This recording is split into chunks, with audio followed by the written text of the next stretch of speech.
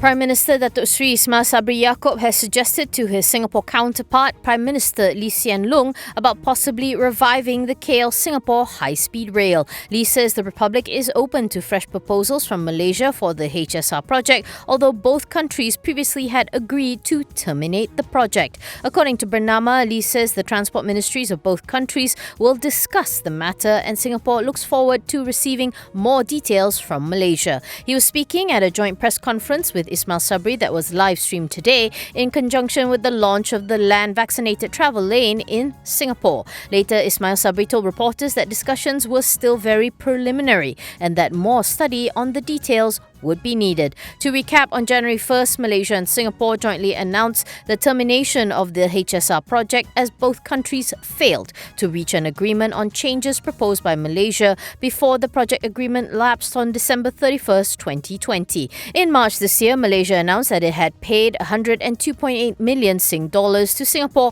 for costs incurred for the development of the HSR project in relation to the extension of its suspension.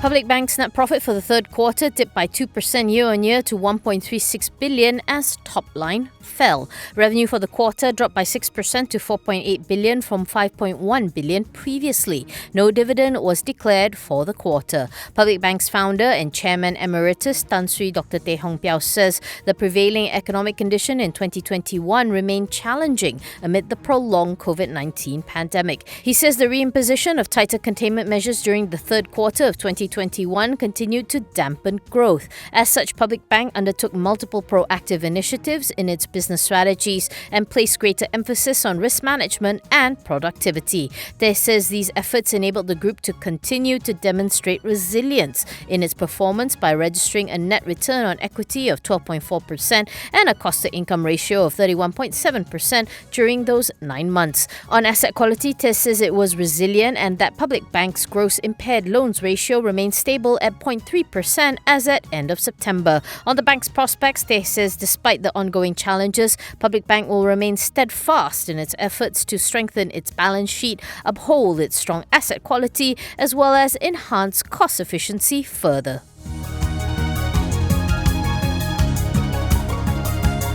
Sime Darby's first quarter FY22 net profit fell 16% to 236 million from 281 million the year before due to lower profit from its heavy equipment distribution business. Also missing foreign exchange gains reported in the previous year's corresponding quarter. Revenue slipped 2% to 10.65 billion and no dividend was declared for the quarter. According to Sime Darby, the market contraction for industrial equipment in China and COVID-19 restrictions impacted the quarter.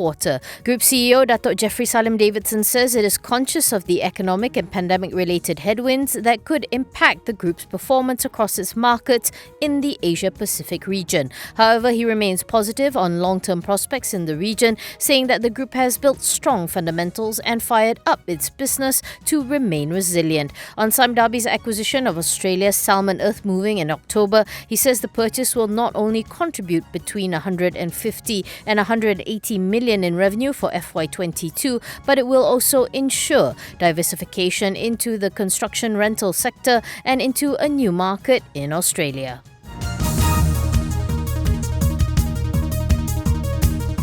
IGM Corp's net profit surged 533% to 629.3 million for the second quarter of FY22, helped by gains arising from the disposal of subsidiaries, namely IGM Plantations and Kamina Industries. Revenue, however, fell 28% year-on-year to 874.3 million from 1.22 billion. The group declared an interim dividend of 2 cents per share, as well as a special dividend of 15 cents per share for the quarter.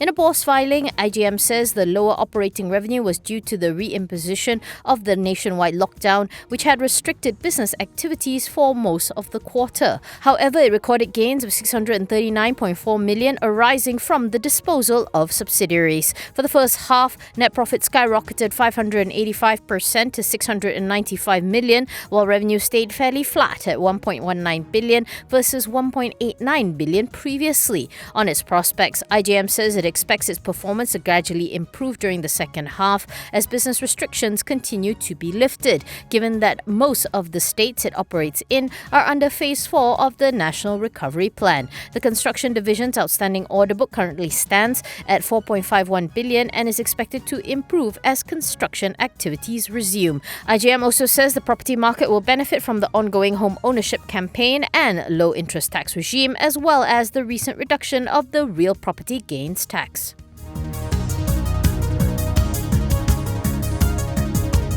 SAPURA Energy has confirmed that it is collaborating with Singapore-based Enterprise Energy in works related to a wind farm off the coast of Ireland to power a green hydrogen facility. This follows a Bloomberg report on November 24th whereby Enterprise has signed deals with SAPURA Energy, one of the two companies, to supply articulated wind columns for the project, said to be worth $10 billion. In an email reply to The Edge, SAPURA Energy says that the collaboration agreement had been signed in August and that it is still at an exploratory stage. SAPURA Energy says it forms part of its efforts to deepen its capabilities in renewables and embrace energy transition. According to the report, Enterprise's 4-gigawatt wind farm will supply electricity for hydrogen production and consumption in Ireland. Enterprise will also raise money through project financing arranged by Société Générale as well as from private equity investment. MIDF Research said in a research note dated November 25th that this agreement will increase the valuation level for SAPURA Energy in the near future and possibly clear up the group's debt and compensate for its previous losses in the longer term.